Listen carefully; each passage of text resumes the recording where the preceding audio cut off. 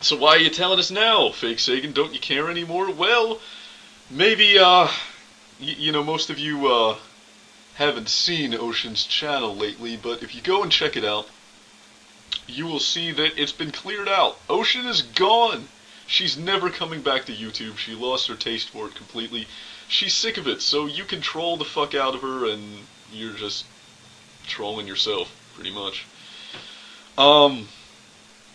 But yeah, so the real scoop is, Ocean said, I mean, really what it was is she thought I was just doing this for fun at first. Because I asked her, but before I accepted Kevin's challenge, if I could do this, and she was like, oh yeah, I don't care, that's boy stuff, it's boring to me, you guys, you little scamps run along and have your fun, and she was fine with it, but when she started to figure out that this was like a serious, animosity, she started getting really worried, and she said, look, Kevin has never been in a fight in his life,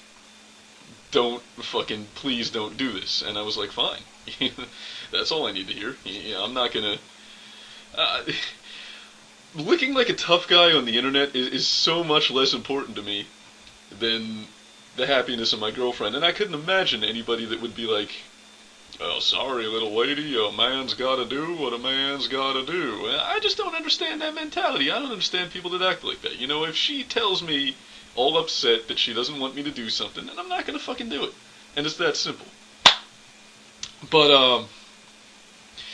I have been thinking a lot about what she said to me. Well, I haven't, lately, but I did at the time. Because there's another little thing that I didn't show you guys. And, you just might find this a little bit humorous. Here, let me put this up on the screen.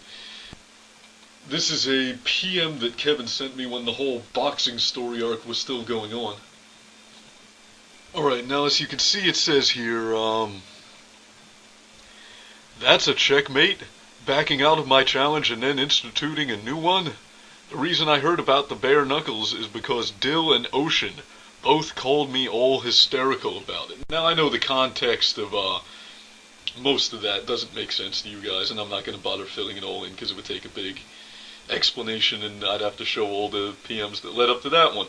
But what I wanted to show you is Dill and Ocean both called me all hysterical about the bare knuckles. Well, here's the thing. Well, why didn't you show us that PM sooner, Fakesagan? For the same reason. I didn't want to provide any clues that Ocean Avani was involved in this, and that, she asked me not to do it, so I didn't want anyone figuring that out. But what cracks me up is that, Dildo Monique, a while back, made a video where, well, I didn't see it firsthand, but I was told that, like, the whole video is about how I'm this little wussy man that's afraid to fight, and Kevin is this big, tough, backstreet brawler that's always getting into scuffs and kicking people's asses. Well, if that's true, if he's such a badass motherfucker, then why is she making hysterical phone calls? Why is it, oh, don't fight him without gloves, ooh! It seems like a bit of an inconsistency to me that, I don't know. What do I know? The bottom line is, it feels good to finally get it off my chest. Kevin's a pussy, he's a big mouth little chihuahua yapping at the big dog from underneath his cousin's skirt. And, you could, speculate as to whether or not that was intentional, whether or not he knew that Ocean wouldn't let him get hurt. Kinda seems like there's this weird spike in the pattern right there. But see, what I'm really tripping on is that, how the fuck do you go your whole life without getting into a fight? Because this is what Ocean said to me. She said, well, Kevin does love to box. He knows a lot about boxing. She told me that. But he's never been in a real fight. And I'm thinking, there's no way in hell this kid went to public school. Because, anyone who's been in the public school system, that's like 4 years of prison.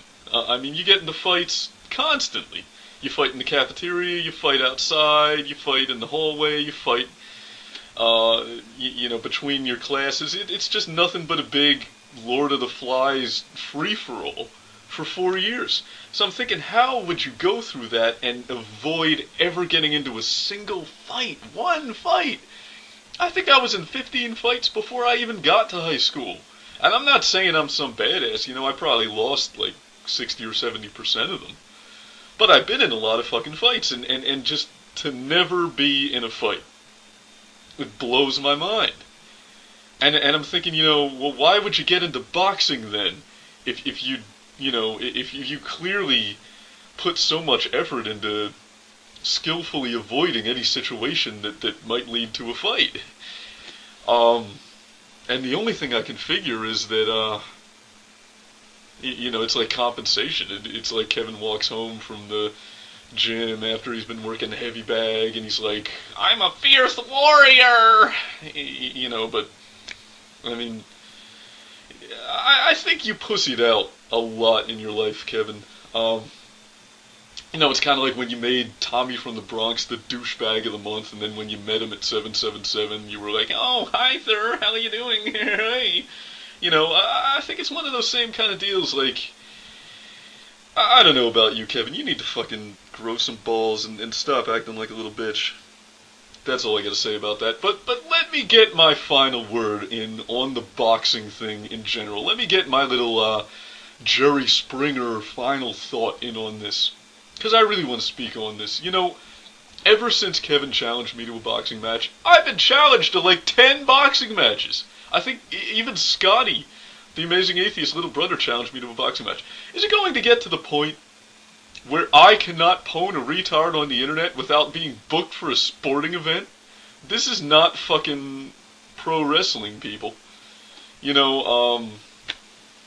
like I said before, if all YouTube was a big UFC battle, then, Tommy would be the king of YouTube.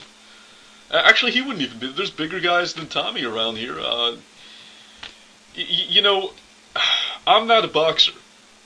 And if I were a boxer, I wouldn't have 4,000 subscribers because, I'd be stupid because they get punched in the head all the time. I don't see why people are challenging me to boxing matches all the time. I'm not going to fucking waste my time fighting over the internet. Are you people kidding? I'm fucking 28 years old. Go fuck yourselves. So that's all I really have to say about that. It's just grow up. And, as far as the Amazing Atheist goes, animosity is, over. I would have liked an apology. I would have thought that would have been, a stand-up thing for you to do, but if you can't bring yourself to do it, that's okay. I forgive you. I still love you, man. And to all my other YouTube niggas, to all my other homies here on the YouTubes, and I'm talking about, Croesus Borg, Virtual Holocaust, Paul's Ego, Mel's Basket Case, Tommy from the Bronx, fuck, I'm gonna forget a bunch of people. But the point is, you motherfuckers, you know who you are, and I got nothing but love for each and every one of you. And when I come back, if I come back, I'm gonna be on a reduced schedule from that. I'm gonna put out videos more on the Paul's Ego sort of time frame, But when I do make videos from time to time, it's gonna be less drama.